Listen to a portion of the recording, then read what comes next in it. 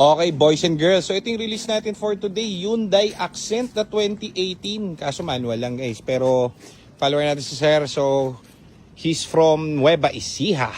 Kung saan masarap at masagani ang palay, kaibigan.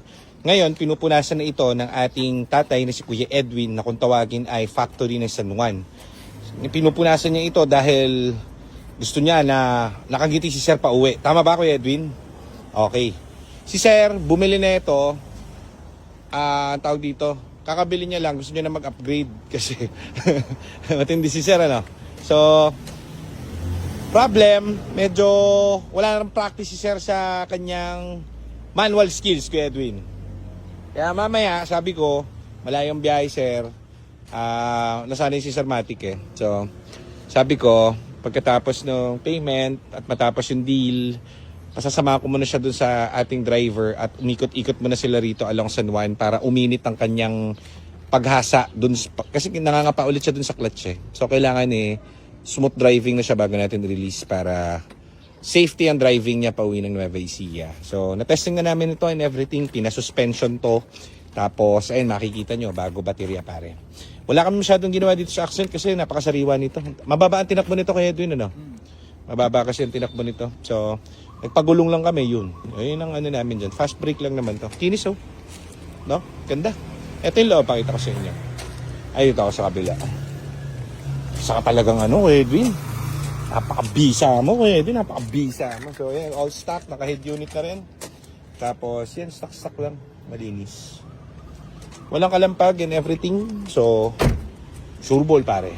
Thank you, sir. Salamat po. Release natin today. Thank you. Tinuro mo na, medyo gumagaling na ba? Tinuro mo ba yung reverse kay Sir? Oo, tinuro. Alam niya na? Okay, very good. Andiyan pa pala si Sir, so ikot-ikot mo na para warm up. Pero dati siya nagmamanual, pare. Kaso, nalipasan siya ng Pagdali mo kaya ng ano bang pwede nating Pagdali mo siguro si Sir ng salbabida para if ever. Ay, andyan ba si Sir? Andyan wala si Sir. Papasukin mo muna si Sir. Papukas na lang kaya siya para Andyan pa pala. So, shoutout kay Sir. Matututo rin yan. Kasi, ngayon sa packet, Okay na. sasabi ko, alalay lang sa clutch kasi agad niya binibitawan sabay-sabay. Ganda na. Pero ngayon, nabibiyasan na siya. Ano yan? Kumbaga, hindi lang nag-iinit siya. Pag nag-iinit siya, naku po. Baka mamaya, 2 oras na doon sa Nueva Ecija si Sir. Nueva Ecija pa naman pala uwi. Pero dire-diretso lang kasi doon, di ba? Wala siyang packet na. Walang to, dire-diretso lang. Wala siyang packet. Mas madali yun kapag nandun na siya. Dire-diretso.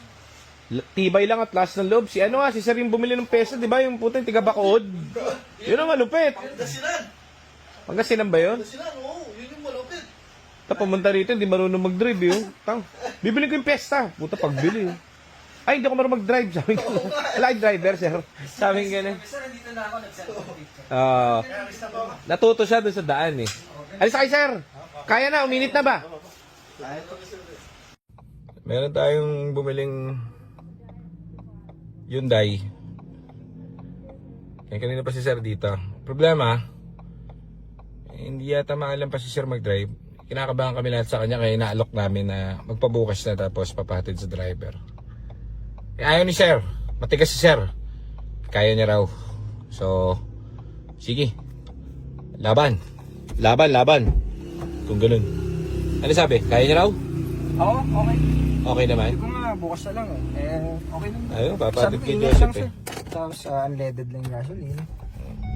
O sige. Masasanay din naman Sir. si sir. Sige sir, ingat. Yan, sir.